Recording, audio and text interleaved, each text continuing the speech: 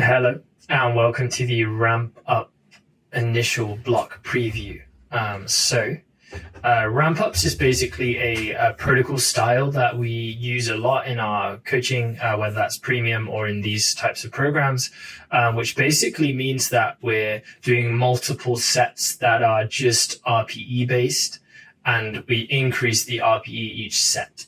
So this first example, we got one set of 5 at RPE 5, and then one set of 5 at RP6, one set of 5 at RP7. So the main reason we really like ramp ups, one, it can be a slightly more enjoyable way of getting like volume in. So like in this case, you're doing 4 sets of 5, and maybe if we did 4 sets of 5 at 76%, it might end up being a very similar workload to this protocol, but it's not as enjoyable as building the weight up each set and just having that experience of working up and then doing a lighter drop set. So it's just a nice way of kind of getting some good base volume in all our initial blocks. And that's kind of the goal, is to build a good base volume.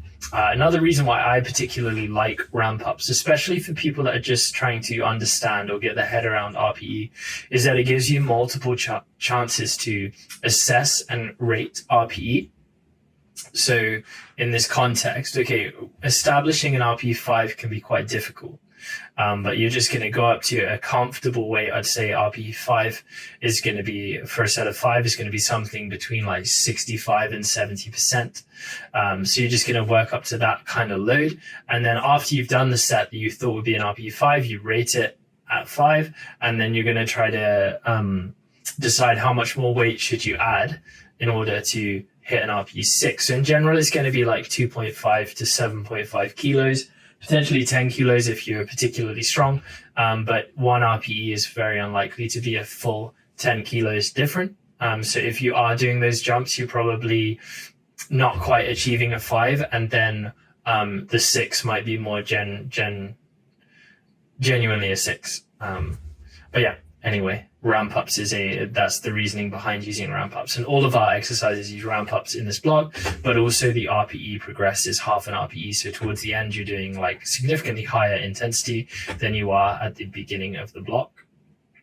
Volume or set count stays pretty fixed, but because the intensity comes up, it's going to be definitely tougher towards the end of the block than the beginning of the block.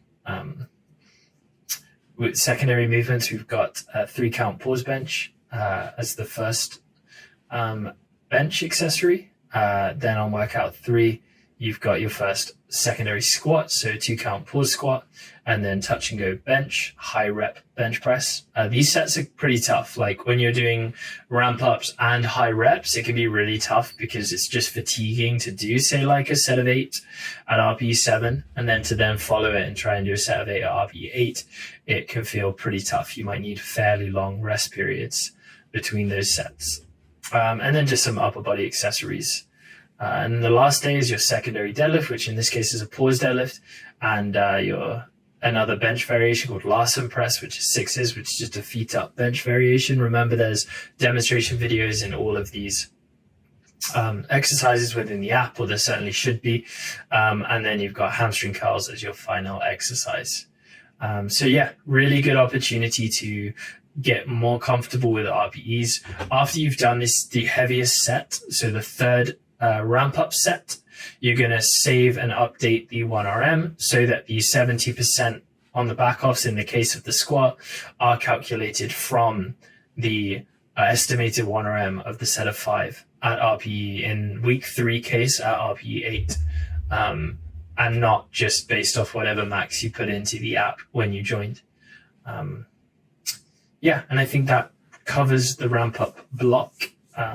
Hopefully answers all your questions. Just take each session day by day, reevaluate the RPE each time. And then it's worth noting, once you get to week 2, week 3, week 4, be sure to use that exercise history tool. So when you click onto each exercise, in the top right corner, you'll see a thing saying exercise history, and that's going to show you every set and weight you've done and RPE you've done on a given exercise. So if you look at exercise history on week 3, and you've input your data for week 1 and week 2 on the squat, you're going to see the most recent first. So you'll see week 2 first and what weights you chose, and then week 1 and what weights you chose, and then any blocks you've done previously within the training app. But yeah, that brings us to the end of this. Hopefully you found this insightful and you feel prepared to get the results you want from the ramp up block initial.